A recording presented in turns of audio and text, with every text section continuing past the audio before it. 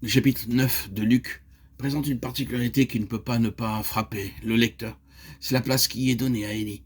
Non seulement sa personne est l'objet de fréquentes allusions, mais les événements racontés nous remettent constamment en mémoire des incidents parallèles dans sa propre vie. Ici, Jésus nourrit une foule affamée avec 5 pains et 2 poissons. Là, c'est une veuve sans ressources qui voit se multiplier miraculeusement son huile et sa farine. 1 Roi 17, 8, 16. Ici, c'est un père. Là, c'est une mère qui implore l'un, Jésus, l'autre, Élie, pour la vie de leur fils. Tous deux sont exaucés. Luc 9, 37, 42, 1 Roi 17, 17, 24. Ici, c'est l'interpellation de Jacques et de Jean qui veulent faire descendre le feu du ciel sur les Samaritains. Là, c'est la requête d'Élie qui met la même menace à exécution en invoquant le feu du ciel sur les envoyés d'Acasia, 2 Rois 1. Ici, c'est un disciple de Jésus, là, c'est un disciple d'Élie qui veulent chacun de leur côté prendre congé de leur famille. Et dans les deux cas, c'est la charrue ou l'attelage qui est l'occasion d'une leçon de choses. Luc 9, 61, 62, 1 Roi 19, 19, 21. Sans parler du nom même d'Élie, qui apparaît plusieurs fois au cours de ce chapitre. Tous ces éléments contribuent chacun pour leur part à donner à cette page des évangiles un caractère fortement évocateur. Sans effort, on est ramené par la pensée à cette époque lointaine qui vit paraître sur la scène de l'histoire la belle stature de ce serviteur de Dieu. La fidélité de son témoignage au milieu d'un peuple dévoyé, le magnifique retour à Dieu qui en fut la conséquence nous reviennent en mémoire. En même temps que ce cri qu'il arrache enfin des lèvres de son peuple, c'est l'Éternel qui est Dieu, c'est l'Éternel qui est Dieu. Mais nous avons dans ce chapitre un incident qui surpasse manifestement tous les autres en importance. C'est la scène de la transfiguration qui fait intervenir Élie d'une façon particulièrement saillante.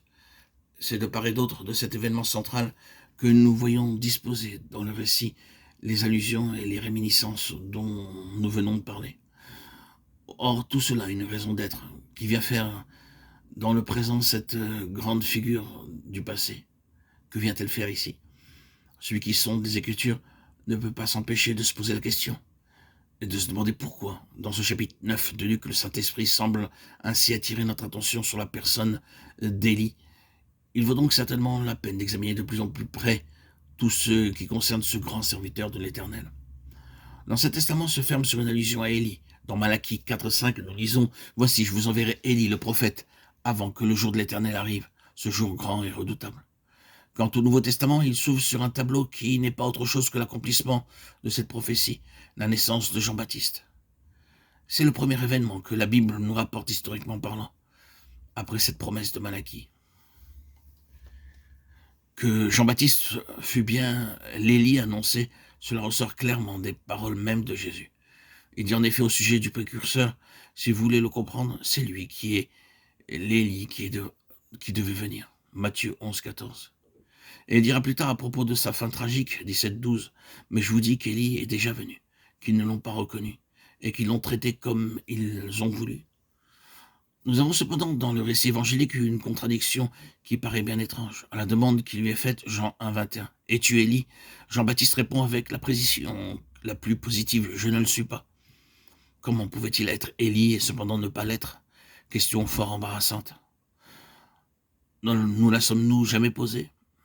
La réponse, sans aucun doute, doit être cherchée dans cette déclaration de l'ange à Zacharie à propos de l'enfant dont il lui prédit la naissance. Luc 1, 17. Il marchera devant Dieu avec l'esprit et la puissance d'Élie.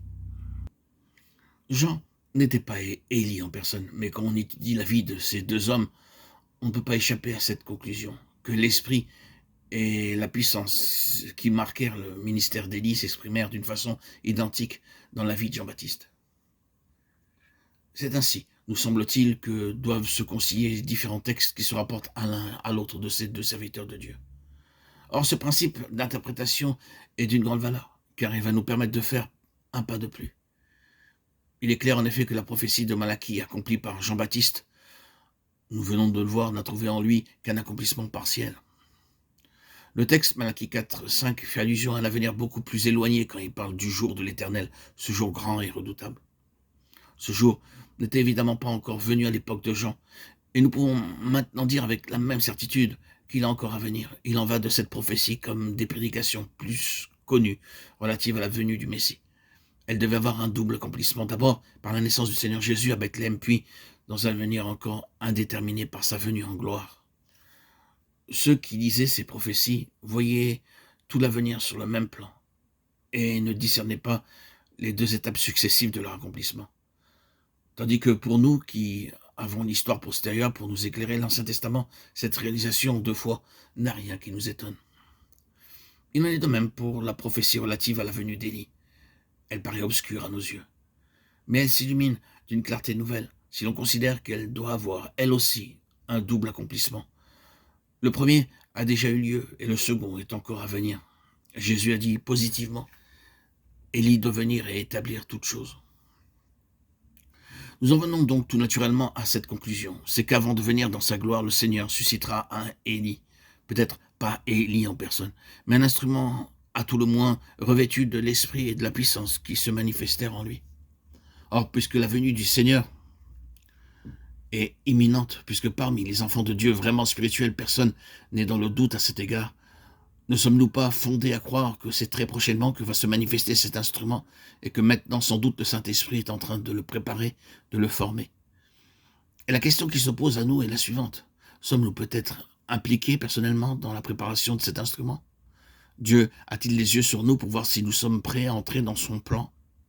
Cherche-t-il à nous mettre à part pour un service exceptionnel? Si cet Élie devait être une personnalité collective et que nous fussions appelés à en faire partie, l'heure ne serait-elle pas venue pour nous de nous reposer certaines questions et de nous préparer à monter plus haut? Il y a deux choses qui sont trop exclusivement réservées à nos relations personnelles avec Dieu pour que nous puissions nous étendre sur ce sujet. Mais nous sommes certains qu'une étude attentive de la personne d'Élie pourra nous aider dans l'examen de notre position spirituelle et nous ouvrir les yeux à de nouveaux horizons. Elle nous fera mieux comprendre, en tout cas, quelle est la nature de l'instrument que Dieu est en train de préparer. Car tout nous porte à croire que Dieu se prépare aujourd'hui un instrument nouveau, qu'il manifestera à son heure. Nous savons par Jacques 5,17 qu'Élie était un homme de la même nature que nous. Nous n'avons donc pas à nous laisser influencer par cette idée fausse que nous avons là quelqu'un qui était en lui-même au-dessus de nous, ou disposé de ressources que nous n'avons pas. Tout ce qu'il était, nous pouvons l'être, car ce qu'il était, il était en raison du Dieu qui était avec lui. Ce que nous pouvons être, nous, c'est en vertu du même principe Christ en nous, que nous le deviendrons. Car nous gardons-nous donc de l'oublier, si puissant qu'ait pu être Élie. Nous sommes des candidats à un service spirituel d'égale puissance. Il s'exprimera peut-être dans d'autres directions, mais qu'importe, pourvu que le même résultat soit atteint. Le résultat voulu de Dieu sera toujours atteint si nous remplissons les conditions fondamentales et absolues de dépendre de Dieu, d'être séparés de ce monde, de tout ce qui est mondain, d'être toujours dans la prière et laisser la vie divine se frayer un chemin dans notre existence, en ayant toujours à l'esprit la jalousie légitime et féconde pour l'honneur et le triomphe du nom de l'Éternel. Que nous puissions devenir un véritable témoignage, avoir la vision. Si nous prenons à notre point de départ dans Luc 9, nous y trouverons une réponse. Tout ce passage de Luc 9 est dominé par son tableau central, la soudaine et glorieuse transfiguration du Seigneur Jésus. Le voilà le secret du ministère de l'Élie de demain.